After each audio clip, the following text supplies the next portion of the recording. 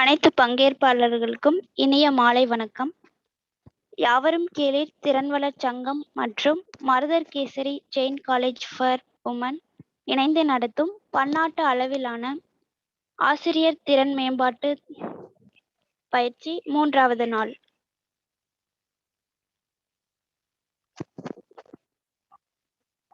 I welcome you all for today's section. I take an immense pleasure to introduce our speaker, Dr. C. Nitya Ma'am, who is heading the Department of Commerce of Marudar Keshari College for Women, Vaniyambadi. She organized several guest lecture programs and also served as a research person for the programs. She received awards for her credit. With this short introduction, I welcome ma'am to give her speech. Thank you, ma'am. Thank you, ma'am. Thank you very much for your introduction. I hope I am audible, ma'am. Yes, ma'am. Okay, thank you, ma'am. Thank you, Indumati, ma'am, for your warm welcome. Good evening, my dear participants. I hope all are fine.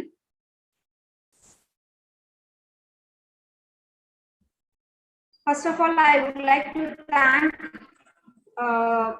Yavarum Kelar Thiranvalar Sangam and Marudar Kesari Jain College for Women, Dr. M. Inbavalli, Principal of Marudar Kesari Jain College for Women, for giving me this wonderful opportunity to give a speech on effective teaching methods. Let us go to the session now.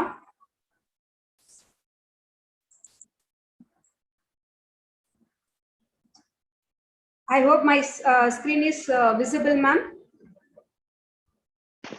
Yes, ma'am. Okay. Yes. First of all, let me introduce myself. I am Dr. C. Nitya, Head and Assistant Professor, PG and Research Department of Commerce, Marudar Kesari Jain College for Women, Vaniyambadi.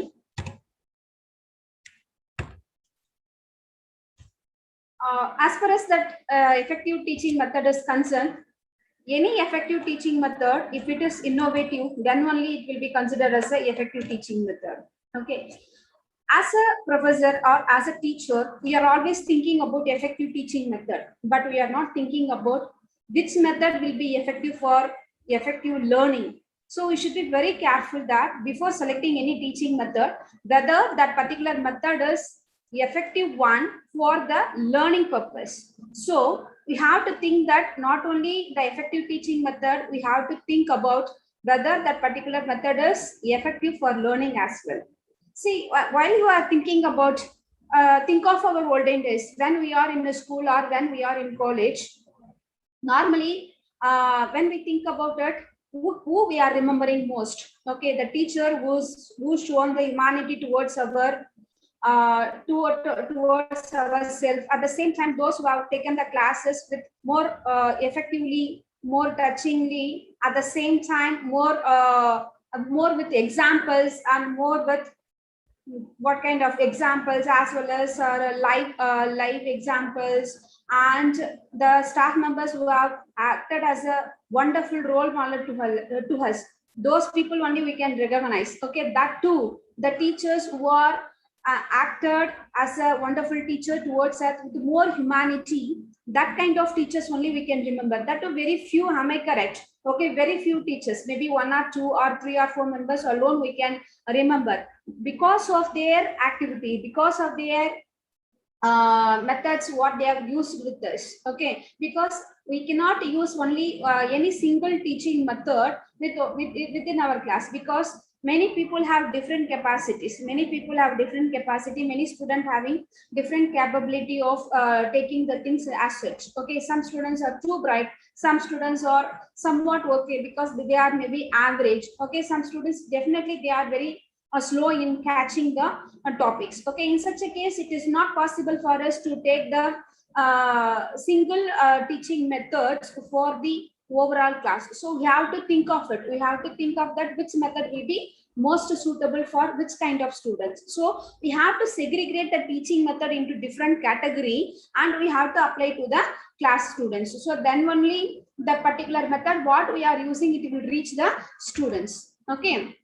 So as far as the teaching methodology is concerned, we are having some steps. Okay, how it will be? We are going to give it as an input, that is the topic or that is the teaching what we are going to teach to the students. That is the input what we are going to give to the students. That is called input. Otherwise, the topic or the lesson what we are going to teach. Okay. Then process. Process is nothing but the perception of the students, how the students are taking the information which is given to given by us. Okay, so whether they are taking in the same way or whether they are taking in the different way, in the same way, in the sense it is very difficult for the students. Definitely it is not possible for all the students to take the content as it is. So definitely there may be slight changes. Some students it is they will pursue 100%, some students they will pursue only 80%, and some students only 50%, and some of the students not even 20 or 30%. So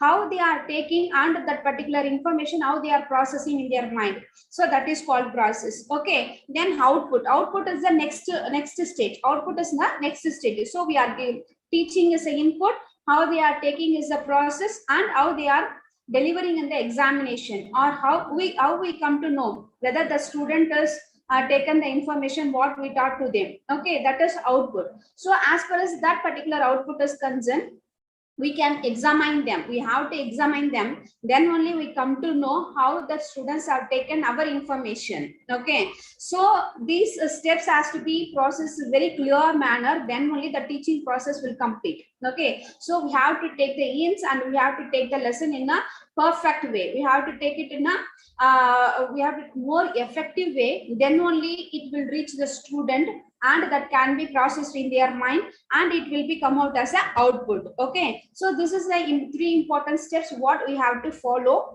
in an effective teaching methodology. Okay, what are the various types of teaching methodology? As far as the teaching methodology is concerned, we are having various methods. Okay, among that which is most important and which is mostly used by. Okay, if it is the case, we can go to teacher centered method. Second one is learner centered method. Third one is content focused method, and fourth one is interactive or participative method. Okay, so what is the teacher centered method? As far as the teacher centered method is concerned, here the teacher is the king. Okay, he or she knows everything. That means the student is totally believing on the teacher, what the particular teacher is delivering. Okay, so on the point of on the point of view of the student, teacher knows everything. Teacher knows everything and is believing that what teacher says is correct. Okay, so that is called teacher centered method. In this case, like lectures or normal teaching, what we are using in the class, everything it will be coming under teacher centered method. Okay, here the teacher is to be very careful while taking the class, because the students are believing that whatever the information which is given by the teacher is correct. Okay, so this is called a teacher centered method. The second one is learner centered method. Here both the teacher as well as the student are learning altogether. Here there is no authority for the teacher that the teacher what they are saying is correct. Okay, so here the topic will be given and most probably the most of the things will come out from the student side as well as from the teacher side. So teacher as well as the student, they will go on the same pathway. Okay, so that is called learner centered method. Here most of the information will come out from the student side as well as from the teacher side. So like a discussion, group discussion, it will be coming under learner centered method. Okay, so here the teacher doesn't have any authentication and teacher also willing to learn many things from the students. Okay, so that's why it is called learner center method. Okay, next one is content focus method. Content focus method, here teacher is not going to do anything, as well as the student is not going to do anything. What is the content which is already designed? Okay, that particular content alone which is going to be taught by the teacher. Okay, so here there is no new information, or there is no addition or extraordinary, or we are not going to elaborate anything extra. Okay, so we cannot take any live examples or something like that. Okay, here what is the content is there, that particular content will be teach by the faculty, and it will be learned by the student. Okay, so here there is no authentication, or here there is no addition or deletion, nothing like that.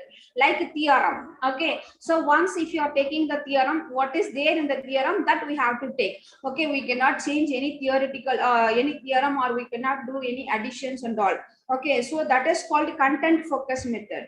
Okay, next one is interactive or participative method. As far as that interactive and participative method is concerned, here we are going to have a two-way communication. That is, teacher is going to teach and the student also is going to learn. At the same way, here the student will be allowed to communicate his thoughts towards the particular topic. Okay, so two-way communication will be there. Here the participation among the student will be more. Okay, so here we are going to participate. Okay, both the teacher as well as the student will interact, and they are going to learn more and more. Okay, here the student will communicate what is going on in his mind, and the staff, if there is any correction to be done, that staff will do it. Okay, so it is a two-way communication method. Okay, this is interactive or participating method, like conferences, seminars, that and all we can take, like a paper presentation, and that and all, it will come under interactive and participative method. Okay, so here I have taken some of the teaching methodology which can be adopted in the classes, and this will be the effective teaching methodology that we can assure it. Okay, so like lectures, case studies, seminars, role plays, discussions, brainstorming, live projects, industrial visit, group assignment, expert lectures, these are all the some of the teaching methodology which can be adopted by the faculty members in the class. It's depending upon the student. Okay, how the students are there, because as I already told you, we cannot take the same teaching methodology for all kind of students. We have to change the teaching methodology according to the level of the students, according to the level of the students. Okay, so let me see one by one. The first one is a lecture method. You know it very well. Okay, here the teacher is going to take one important topic or any topic, and is going to give the lecture to the students. He will take the content and he will write in the board, or he will prepare the PPT, and is going to give the thought. Okay, talk on the particular topic, and it will be listened by the student. Okay, so this is called lecture method. Okay, so second one is a discussion method. As far as the discussion method is concerned, we are going to give one topic to the students, and the particular topic will be discussed in the panel. Okay, so here the topic will be open to all, and everybody will be allowed to say their thoughts. Okay, so that is a discussion method.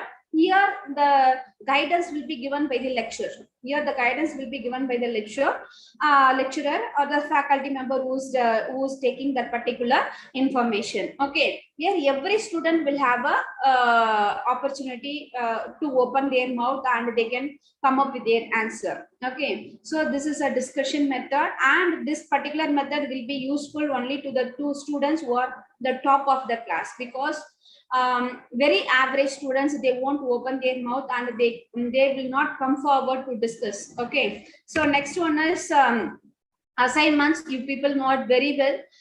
Whether in these days also assignment is needed, if you're asking me, I can say that yes, assignment is needed, and especially those students who are slow learners. I can say the assignment is the best method for the slow learners to learn more. Okay, assignment, as far as assignment is concerned, I used to suggest to the faculty members that you try to give the questions which is beyond the book, okay, so that the students will go and search, okay, and after searching they will use to write it, so they come up with a new scenario, or what is that, new points towards the particular topic, so automatically they used to study it, okay. So assignment is also the best method for slow learners, and I can suggest that assignment can be given to the top students as well, because they can collect the extra information regarding any particular topic, okay. So assignment is one of the best teaching methodology that we can use in our classes, okay. Next one is tutorial method. Tutorial method is the method which we have to use for the slow learners especially. It is not applicable to the toppers or the above average students, even it is not suggested for the average student, okay. So tutorial method, like tuition, I can say it is like a tuition, that special concentration we have to give to the student who are very poor in studies, okay. So that is a tutorial method. Here special attention given to each and every child, okay. So this method will be effective only if we have a personal concentration towards the students who are the slow learners, okay. So next one is seminar method. You know it very well, this will be more effective method, as far as the teaching methodology is concerned, because when we are giving seminars to the students, they have to read it properly, because before giving any information to others, we have to be very sure about the content what we are going to share. So automatically the students will read again and again, and they will be very thorough with the content what they are going to speak, okay. So seminar can be given to the students, especially to the college students and the students who are in the top in the class. So we will give the topic to the students, and they can read it properly, and they will come up with a new concepts. And if it is needed, we can give the topic which is related to our main topic, so that they can collect more number of information towards the particular content, and the student will develop the leadership quality towards the during their academic activity itself. So seminar will definitely improve the leadership quality among the student. So this will be the best teaching method, one of the best teaching method. And the next one is live project training. Live project training is one of the method we can adopt, especially to the students who are in need of the in-depth knowledge, okay. So we can allot the any particular topic to the students, and they can go to the field, and they can take up the information, and they have to submit it, okay. So live project training methodology will be most useful, especially to the students who are in need of the deep knowledge, or who are interested in take up the projects, okay. So some of the science courses, they are having the live project as one of the mandatory syllabus, but it is not necessary in most of the cases, but we can give even in our college we are using lot of the live project training, and we are sending the students to the institute industries like that, so that they are going there and they are take up the information, and they are submitting the project. So that will be a wonderful methodology for them to take up the information. So live project training is also one of the effective teaching methodology we can adopt it. Next one is a demonstration method. So demonstration method is the method which has to be taken by the faculty, and which has to be followed especially to the science related courses, especially those who are in need of a lab, okay. In such a case, what we have to do in the sense, we have to do it live in front of the students, and we have to make the students to understand. At the same time, as far as the demonstration method is concerned, yes, the student has to do it by themselves, okay, so that they can learn it more properly. While demonstrating, definitely the students are watching it lively, and they can take up the information to their mind, and it will store in their mind like anything. So demonstration is one of the best method that can be adopted, especially those subject which is in need of a lab, okay. The next one is a brainstorming method. Here we are going to give one important topic to them so that they can take up the information from various sources and they have to come up with the answers. Okay, so they have to read it, they have to Google it, and they have to think of it, and they have to take the live examples, everything, and they have to come up with the answer. Especially this brainstorming session will be given in the group. Okay, we have to given in the group. So if you are giving it, all the people will come with a different kind of answer, and we will accumulate it, we will summarize it, and we will come up with the wonderful content of any particular topic. Okay, so that here the competition will come among the students, and they will go and search everything, and they will come up with the answer. So by this way method also we can and teach very important topics to the students. While thinking about important topics, we have to give some outline about the topic, and we have to make the students to collect the information, and they have to come up with the answer, and that information we have to discuss in the class, so that most of the points will come with the different students. Okay, so we can accumulate it, and we can come with a wonderful content towards a particular topic. So brainstorming session is one of the effective teaching methodology that can be followed by the faculties. Okay, role play, especially to the literature related topics. Okay, so we have to make the students to play the particular role, so that they come to know what is the impact of the particular role in the particular drama or something like that. Otherwise we can give the cases also, we can give the examples and make the students to act like that. Okay, if they are acting like that, they come to know why it was happened and what is the situation behind it. Like that they come to know. While they are taking up the role of the particular information or particular content, they deeply they come to know the impact of the particular information. So role plays very important, especially to the Tamil literature, English literature, when we are going to the management studies, that and all, commerce related, that and all, role play will be the wonderful method of teaching, so that the student can understand it very well.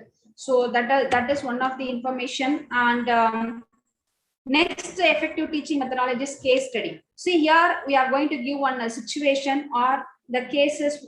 We may take it from the reviews already. What is the information available, that also we can take, and the same way we can also give one cases to them. So we have to ask the students to come up with a solution. Okay, so by that way also we can take the information to the students. Okay, so that is called a case study. Most of the case studies, it may be taken from the marketing side, we can take it from the English literature, and we can take it from the Tamil, and we can go to the management related, and we can take up the accounts, that is live business examples. Okay, so like that and all, we can take the information, and we can give the cases to the students and ask them to solve, and ask them to come up with the answers. Okay, so definitely the students will think, okay, if it is a situation, how we have to come up with that.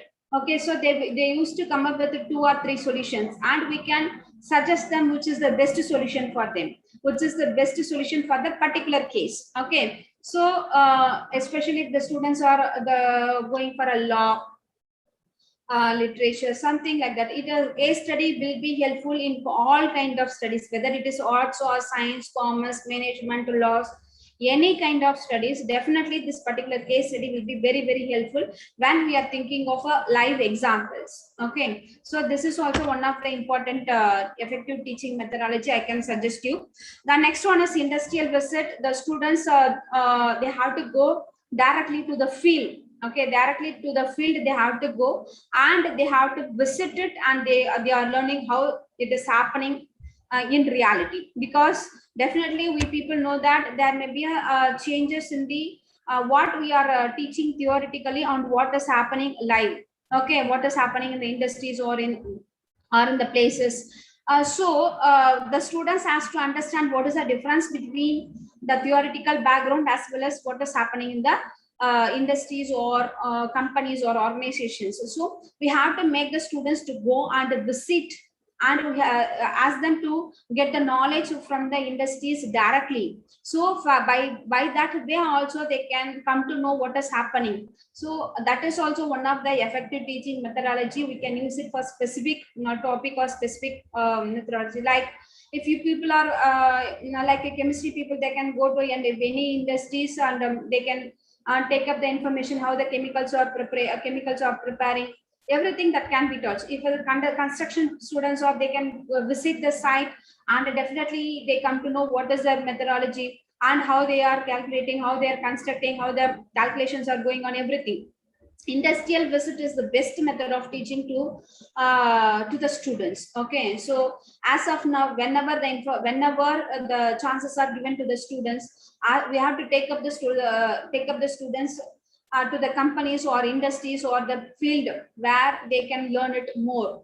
Okay, so that is also one of the effective teaching methodology. Then last one is expert lectures. Expert lectures in the sense, we can take up the expert personalities, those who are very good in the particular subject or particular content. Okay, so it is not possible for all the faculty members to be an expert in all subjects. So when it is needed, if you are in need of a taxation subject, for that, if you can call any chartered accountant, because they are very good in taxation and they know very well compared to the normal lectures. So we can teach, as a lectures we can teach them rules, regulations, everything, and we can give the problems and we can make them to solution. But some of the cases, what will happen, no, when we are calling the experts, those who are good in their particular field, those who are expert in the particular field, they can give more knowledge, depth knowledge in a particular subject than normal faculty. So if it is the case, when the chances are available, okay, it is possible, means we have to call the experts from various field which is related to our students, so that they can come towards the college or the schools. They can give the lectures towards the students, so that the students get more interested towards a particular topic.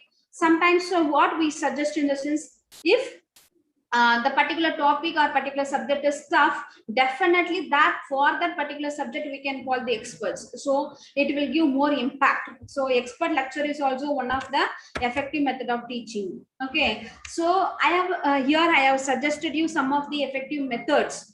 Here I want to say some of the strategies what you can follow in online teaching, because nowadays most of the classes are taken through online.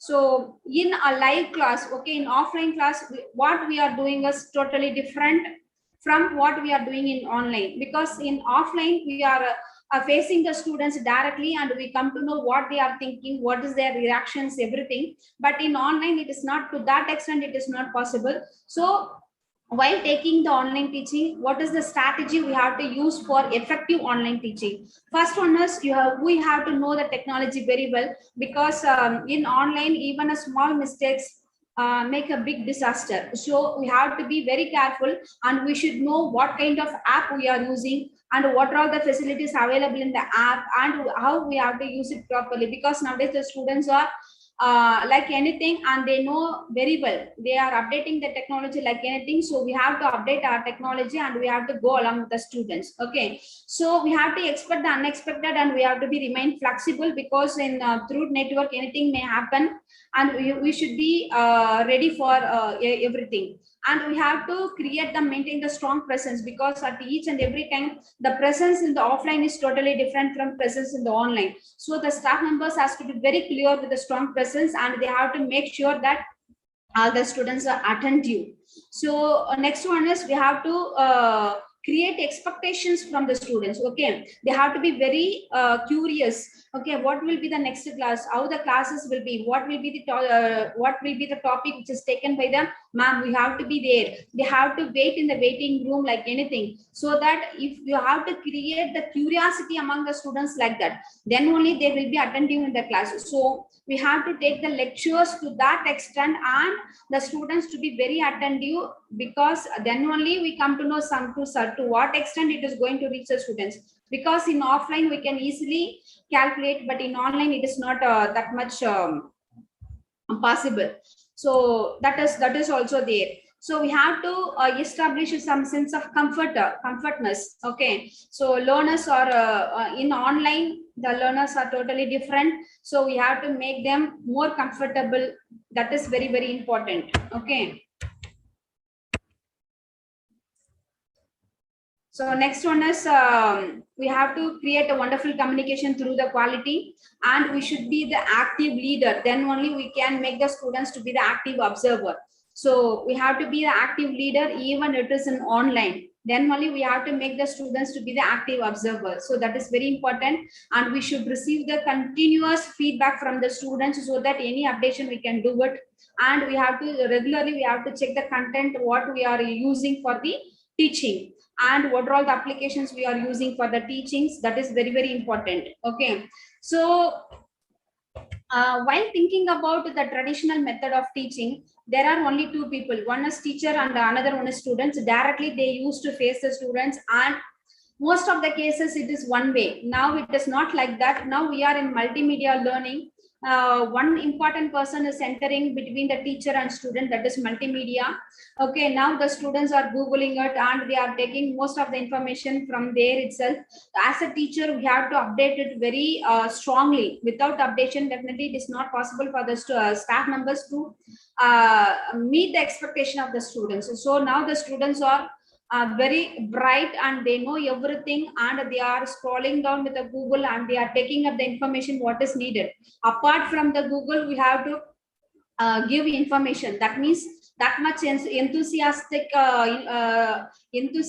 situation we have to create in online teaching as well as in offline teaching, so that the student will be very attentive in the class, and they have to believe that the teacher is teaching something beyond the Google. So to that extent we have to be very careful while selecting our teaching methodology.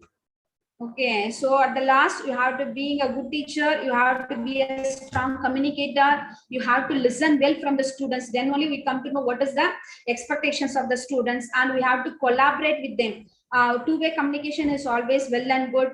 And as a teacher, we should be very adaptable, and we are always to be engaged something. That is very, very important. We should not be ideal. We should not make the students to be ideal. Okay, if they are ideal, definitely they will not observe anything. So we have to show empathy related to the empathy in the sense what we are saying. We have to understand the situation of the students and we have to act accordingly. So that is very, very important. As a staff, as a faculty, we have to be very patient. Nowadays the students mentality is totally different, so we have to be very patient and we should understand from which background they are coming, from which environment they are coming. So what kind of teaching methodology we can adopt to the students, everything we have to be observe, and we have to take up the methodology, and we have to take up the teaching methodology, and we have to do it. Okay, and the same time we should go for the real world learning, and we have to share the best practices which is very important for their life. So I'm going to end it with a small quote which is given by the Confucius, that is, I hear, I forgot, I see and I believe, I do, I understand. Yes, if the students are doing it, definitely they will understand like anything, because they have to believe it is correct. How it is possible? When they are doing it, they can understand it and they will believe it and they won't forget it. Okay, so with this, I am going to end it. So as a teacher, you cannot stop learning. Okay, if you stop learning, you will become old, whether you are 20 or 80. Okay, anyone who keeps learning, definitely they can stay as a young. So what I say is learning never ends. As a teacher, we have to continue our learning, then only we can adapt ourselves to the younger generations. So learning never ends. As a faculty, as a teacher, we have to learn, we have to learn, we have to learn. Thank you for the opportunity given to me. Thank you, ma'am. Thank you so much for wonderful speech, ma'am. And Thank you, ma'am. Thank you. and thanks for your give many valuable points, ma'am. Your explanation very nice, ma'am. Thank you, ma'am. Thank you very much for the warm feedback. Thank you. Interesting this section, ma'am. And presentation very nice, ma'am. Thank you so much, ma'am. Thank you, ma'am. Thank you very much. And I welcome you all today's section. I take an immense pleasure to introduce our speaker, Mrs. A. Sumeria ma'am, who is heading the Department of English, Maradar Kesari, Jain College for Women, Waniyambadi. She acted as a judges for inner college competition. She received award for excellence from Urdu Association. With this short introduction, ma'am, I welcome madam to give her speech, ma'am.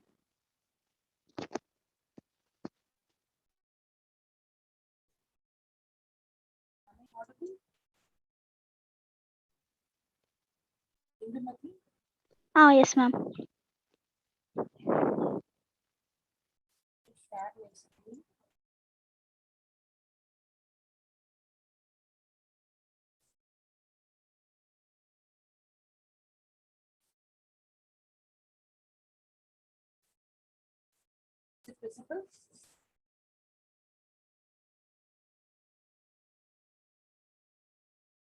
Yes, ma'am, visible, ma'am.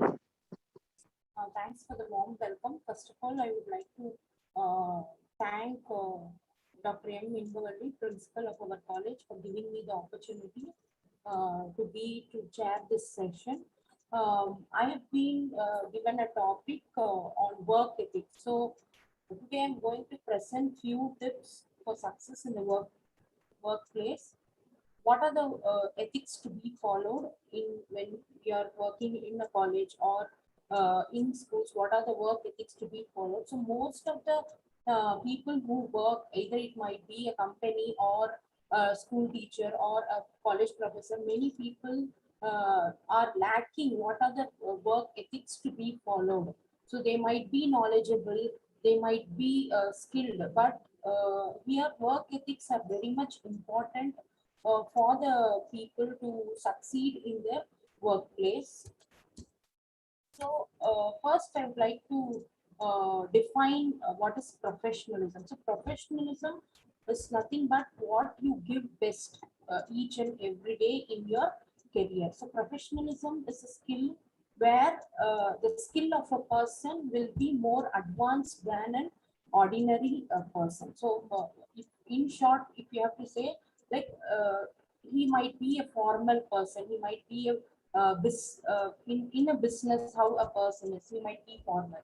So here professionalism is nothing but a skill which has to be enhanced by a person who's much more advanced than an ordinary person. So this is called professionalism. So how to reach that professionalism path?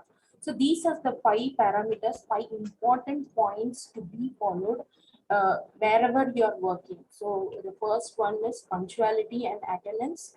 Second is communication. Third is presentation and appearance.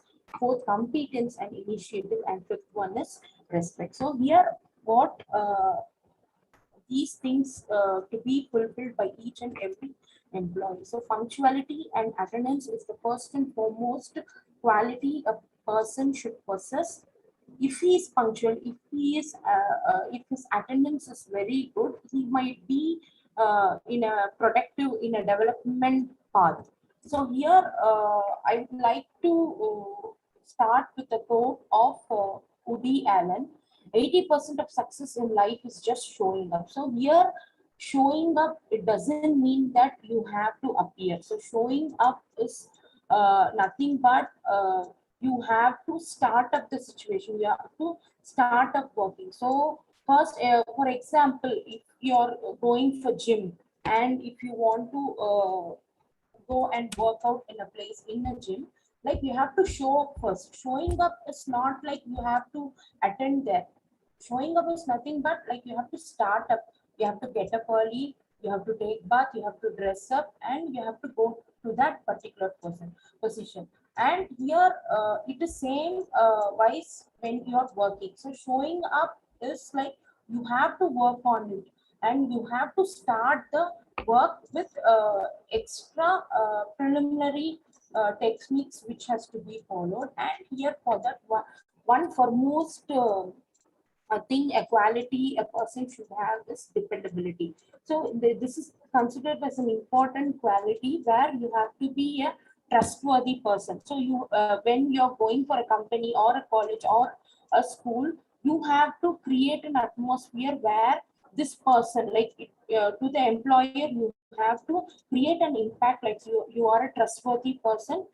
Anything which has been shared with you will not be uh, sent out, or it will not be shared to the other people. So this is the main thing. You should have a quality, and the main factor to be dependable is like your attendance. So your attendance should be very much strong enough to fulfill the needs of a company or a working place. So here attendance is considered as a top priority when it comes to an employee's performance. It is necessary for continued professional growth. So only when you appear in the place where you work, your productivity will be noted down, or your quality of teaching or quality of your work will be assessed, and it will create a great impact. Next is the problems of poor attendance. So what you don't show up. So there might be problems when your attendance is poor. So if you're consistently absent in your workplace, it will affect all the areas in the business, or it might be an educational institution, whatever it may be. So everything will be affected. And for example, if you take a company, there might be few staffs who are working on it. If that people they don't turn up being report, what happens is the productivity automatically it drops. Or if you are a staff or a part of a particular college or a school, what happens is if you're absent in that time, the work which has been allotted to you will be shared to the other staff members who show up. By that they will be burdened. Extra work will be given for these people. And financially also, the cost of temporary replacement is nothing but, for example, if you are a system administrator who take care of all the things in a workplace, if you are absent at the period, so just to compensate you, what the employer does is he will go and collect a person from outsource. He will bring it to them, and he has to pay extra cost for that temporary replacement to that day. So these are the problems of being your if your attendance is poor.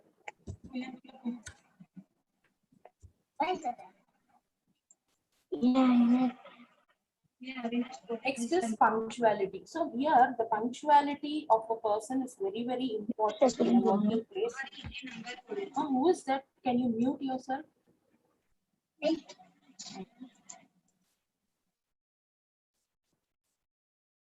So here, talking about punctuality, if you arrive 5 minutes late or leave 5 minutes earlier in your workplace, what happens is you are stealing 30 hours of work time for your from your employer in 1 year. So this is a loss for the employer of that company or a college or a school. So it is applicable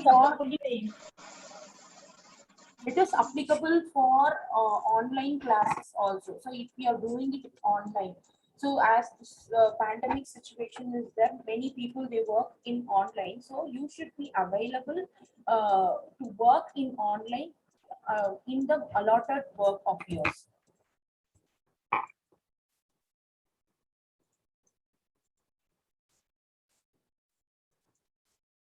Next is, so here, what are the things you have to follow in the workplace? So when you're at your workstation, you should be on time when the business starts. Either it might be, if you're a teacher, you have to go earlier and you should be present in the class before the bell rings. So this should be followed, and be clear on time allotted for lunch and break. So here, whenever the lunch or any break time is allotted for the employee, they should not extend their break hours, which affects the employer.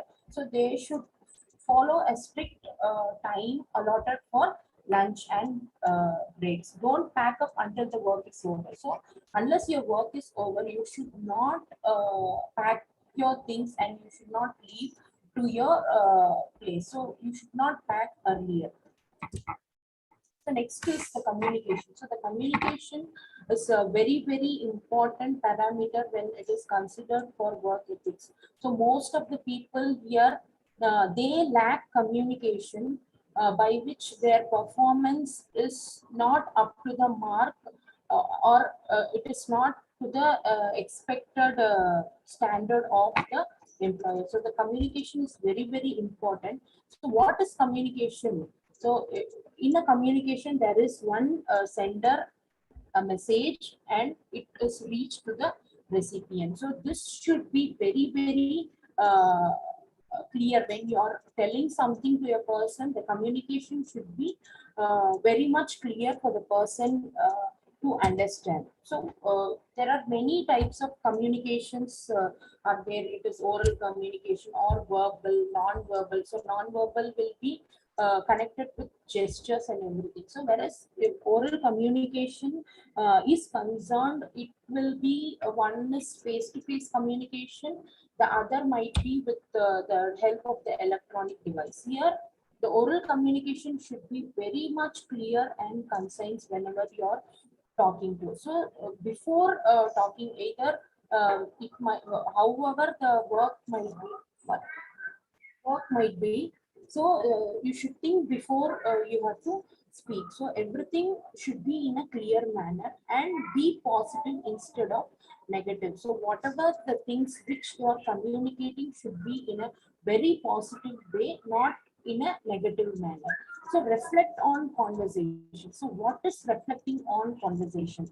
So here you have to develop the ability to reflect on your works. Either it might be you are going to tell about your emotions or your feelings. You have to reflect in a clear manner. So there should not be the same tone in each and every place. So there should be some modulation.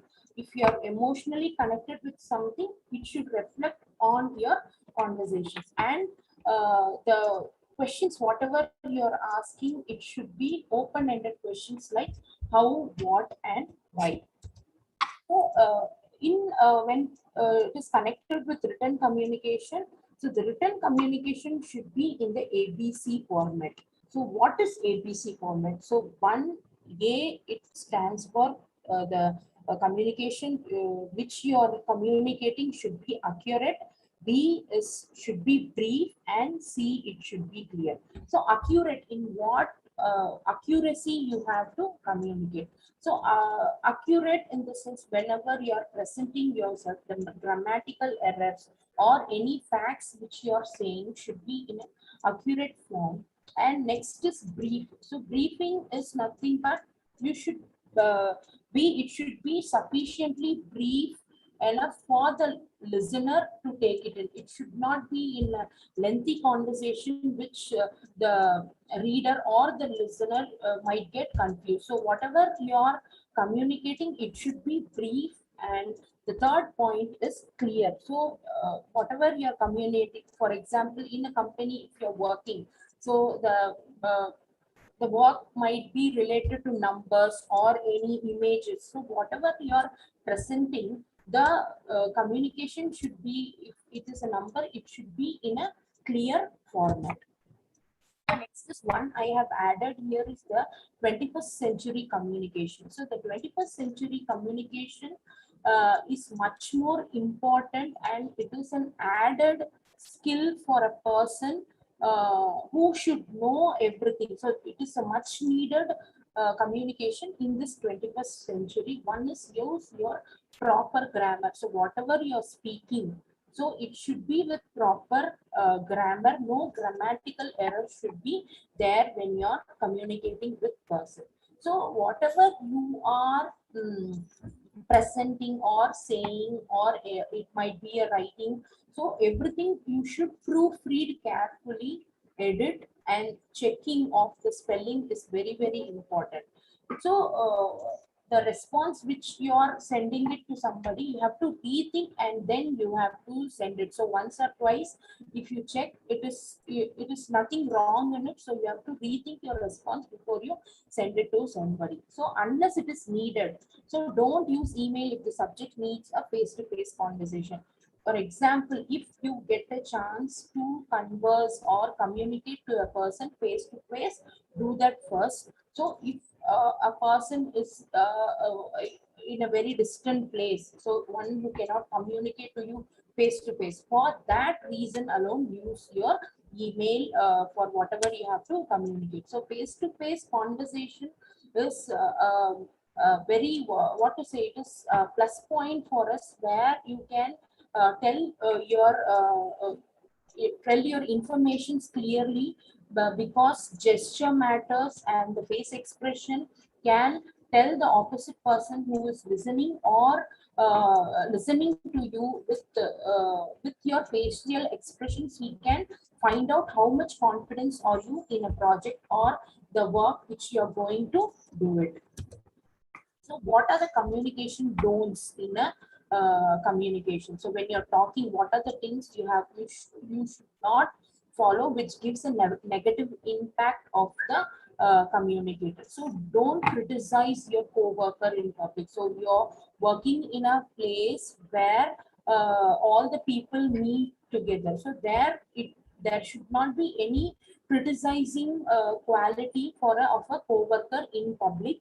So what happens is, many people, what they do is they criticize a co-worker, which is a very bad negative quality of the ethics when it is concerned. And do not gossip. So gossiping is a place, mostly what we say is only female people they gossip. That is not true. Male employees also they gossip. That is also a bad quality. So when you're using any technical terms or any abbreviation should not be followed when you communicate with a person, because it is a barrier to effective communication. So the communication might change, or it might be miscommunicated. So these are the things which are there. So try to avoid the abbreviation and the technical teams whichever you are following. And you should not discuss any politics, religion, or personal problems. There are people where many personal problems are shared with your colleagues. So it is okay to some extent, because most of the time we spend in our workplace rather than being at home. So personal problems can be uh, shared and you can get a remedy from your colleagues. But if it is impacting your work, that should be avoided. Then you should not complain about your job or the co-worker or the supervisor or the boss of yours. You should not do it. So this is a bad ethic. Next is the attitude. Attitude is a little thing that makes a big difference. So this is the quote of Winston Churchill. So here the attitude matters. Whatever you are doing, the attitude is matters. So if you are thinking in a right quality, if your attitude is right, and the actions which you produce will be right. For example, if you think in a negative way, you turn out to be a pessimistic person. And if your thinking or attitude is positive, you will end up as a optimistic person. So that should be followed. Attitude is very, very important. So what are the attitudes you should have which will create a success in your workplace? You should be positive. So whatever the thing which you are doing, you should be in a positive manner. You have to take everything, and you should show enthusiasm. So whatever the work you're doing it, you should have much enthusiasm, by which it will turn out to a positive solution. Pick your battle. So what do you mean by pick your battle? So unless it is necessary uh, to fight about some issues which are very truly important, and which will have a negative impact on your work. So unless that, don't take any issues. So the battles whichever you are picking should be truly important, and if it affects your work negatively, you should go ahead. Be in charge. So be in charge is whatever. Uh, the employer is giving you to do any project or any work, you should be the first person to take charge, and you should do in a very optimistic way. In short, the the person should have a leadership quality where he can take the work and he can do. And plus, if you take new projects, it will be an learning experience for that person also. And he might come to learn about new things, which will be a positive and a plus point in his working place. So mind your business. So this is one very important thing which you, if you follow, many of the problems will be solved there itself. So mind your business. So whatever you're doing, you should avoid the workplace issues. It is the same like pick your battles in third point, which I have discussed now. So mind your businesses unless your work is negatively impacting. You should not go in issues which is not connected with you. So whatever the work has been given to you, that you have to do. And if you are not connected with any issue, do not indulge in that. Next is presentation and appearance. So many people, they have misconceptions like knowledge is important. If you are skilled, that is okay. The appearance of yours doesn't matter. So this is a wrong misconception. So appearance is very important. Either you might be a knowledgeable person, or you may be more skilled, or any work which is given to you, you will do in a smarter way, that is there. But appearance plays a very vital role when in your workplace. So how the presentation should be. So perception matters. So here, uh, what employee perceives, if the employee perceives in a positive way, it will end up in a positive manner. So what is perception being பார்த்தீங்கன்னா, any, for example, if a work is allotted to you or if a project is given to you, there might be calculations in your mind where uh, this will this will end up in a positive manner, or this will end up in a negative manner. So here the perception is very important when a work is concerned. And whatever the perception which you are thinking, it should be 80% it should be in a positive manner. By that, the end will be positive. If if you perceive the things in a negative way, what happens is you will be absent. There will be a problem in the workplace, like being absenteeism, and the job satisfaction will not be there if you perceive things in a negative manner. Next, presentation is equally important as attendance and punctuality. Earlier, we have seen that attendance and punctuality is important, but equal to that, the presentation of a person is also very important. Where if your presentation is very unique, this will create a good impression, because in a working place there are only few chances for a person to prove himself. So you will be given a very short period of time where you can make your first impression. So if your first impression is very good, there might not be any hindrances in the future to convince the employer. So the presentation is very important. Next is the appearance. So already I have told you, the appearance is very important in a working place. How much ever you might be knowledgeable or how much ever you might be skilled, there should be some professional appearance in you, that which will carry you, which will carry you in the workplace. So you should be very professional. You should be neat and clean. So whatever you are wearing, it should be very neat and clean and well groomed, and proper hygiene should be there.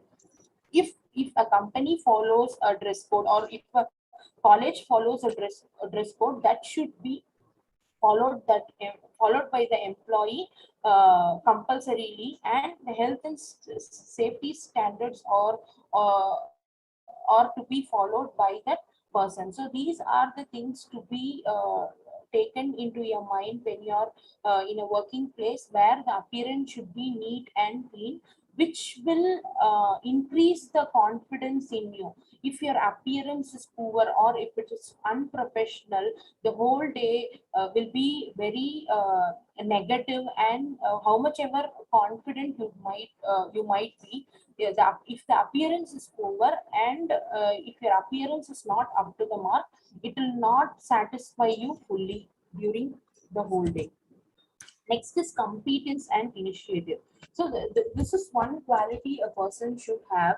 The competence is nothing but it should be connected with the knowledge, the attitude, the ability, behavior, experience. Everything should be there. So the competence and initiative. So how a person should be competent enough. So whatever the job duties which the employer gives you, it should be in an efficient and proficient manner. So you should possess few skills and knowledge to do the job well. So if you possess that skill and knowledge comparing to other people, so this will make you as a unique person. So this person is very knowledgeable and his skills are very unique. So they will be having a good impression on you, and whatever the jobs has been allotted will be automatically, it will come to you because you are a person who is skilled, and he should possess the leadership quality and the teamwork. So whatever the project has been given to you, if it is connected with a team, it cannot be done by one person. If it is connected with 5 or 6 people, you should possess some leadership quality which will make the project to work well, and the leadership quality of you will be followed by the other 6 people or the other people who are accompanying you in the teamwork. Keep skills current. So in this pandemic situation, any work which is conducted mostly nowadays, it is online. So your skill should be technologically, it should be good enough to conduct all the work allotted. You should have online skills, you should have the quality of using computers, the apps, and whatever you are writing, you should have a grammar check, and you should not misspell anything. So these are the few qualities for a work to move forward. So whatever the skills which you are having, it should be current. Currently, what is followed, that you should have. You should not have any what to say, which are old format, that should not be there. Your skills should be in a current, which will enhance your skills. And the initiative. So what is initiative to be done in a workplace? You should not do the work which is allotted to you. For me, this much work is allotted to me, this much only I'll do. Other than that, extra I will not do. So that should not be there. Do what needs to be done without being told. So it is not like each and everything the person who is your boss or a principal should tell you to do, that should be done. The things are there which needs to be done without being told. So you should apply some common sense, where unnecessarily you should not go and ask each and everything, this has to be done, this has to be not done, that should not be done. If that has to be done without being told, that is called initiative. You should initiate yourself, whatever the things has been given to you without telling, you should do it. Complete all job duties promptly and professionally. So whatever the job duties has been given to you, it should be done in a professional manner. Take action and ownership. So for everything, whatever the work you are doing, you should have that ownership quality, where you can do in a very prompt way, and you should take action for whatever the job you have done. And you should have one quality like helping others or take on extra projects when possible. So if your work is done, if you're a smart person and your work is done in a very short period of time, and if you're free, you can help your colleagues or help the person in need, or you can take some other extra projects whenever possible. This is not like extra burden for you, because it is a plus for you where you can try to learn new things. Next is when it is problem solving skills is very important, and the problems should be solved with the help of critical thinking. So when a problem is there, when you do a job or anything, first what you have to do is you have to analyze that problem, and you should analyze it. So what are the possible things, what are the possible solution for this problem? So these choices you have to make, you have to make options, many number of options for the problem, and you should list the solutions. Whatever the choices you are taking it, you have to list from best to the worst. So which is best, so you should rank according to it. Number one, number two, number three, like that. You have to, from best to worst, you have to list it, and from that you have to select the best solution, and you have to evaluate that solution. So here this unique critical thinking, and this is one of the innovative problem solving skill which will take you to a higher level. Next is respect. So what you have to do is there should be respect in your workplace. So you have to consider yourself and also others, and you should value the differences of the people. So whatever the differences have been with the people, you have to value that also. Understanding conflicting points of view. So whatever the conflicts which happens in a workplace, that you should consider. And here whatever the things which has been done in your workplace, some might be have a opposite point of view, so that you should understand that, and you should listen to it. So there are few people who, if he is a team leader, he might not listen anything, so his solution will be the last thing. That should not be there. So if you are working in a team, there might be a senior person and a junior person. So a junior person's point of view will be very much effective. You cannot say that there is a person who is very simple, innocent, and who is very timid. He might give some points which will be valuable for the project to be moving forward. For that, you should be a good listener. Next is respectful working behaviors. So what are the things, behaviors where you can enhance yourself, and you can be much more comfortable in your workplace? So what are the things you can follow? So get to know your co-worker. So the people who are working, so the people who are working, you should get to know about the co-workers, and you should be courteous enough to take everything, the negative things also you should bring it back. And encourage the co-workers to express opinions and ideas. You should encourage the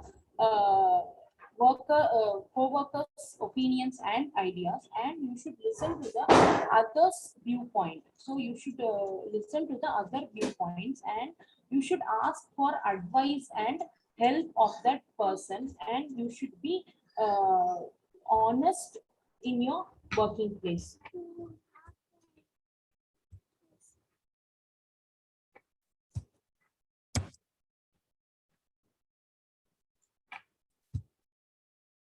So next is use integrity. So integrity, what is integrity is, it is same like being dependable. So dependable here is the trustworthy person.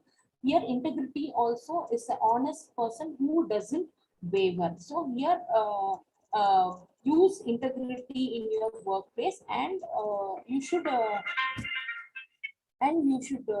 clear the gossip. So what you have to do is, you should not gossip in your workplace, and you should avoid getting into fights and arguments. So follow the workplace standards. So whatever the workplace standards are there, that you should follow.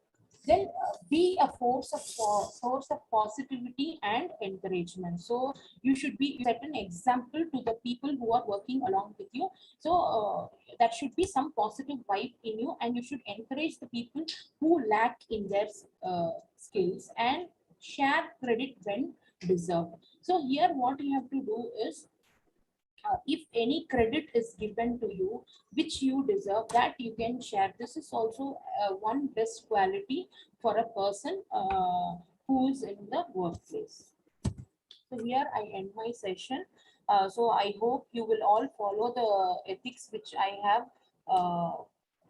told you in this, which will enhance you um, in your workplace, and you might get successful if you follow all this work ethics. Thank you, and I personally thank Manoj Kumar for giving me the opportunity to chair a session in the FDP program. Thank you.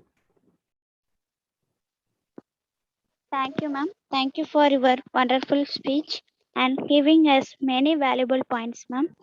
And your section was very interesting. And thank you for your good listening, ma'am. Thank you, ma'am.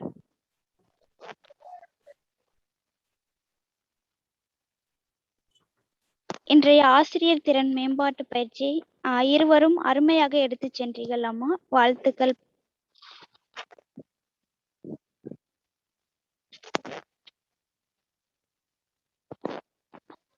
பங்கேற்பாளர்கள் அனைவருக்கும் நன்றிகள். மீண்டும் நாளை மாலை 6 மணிக்கு சந்திப்போம்.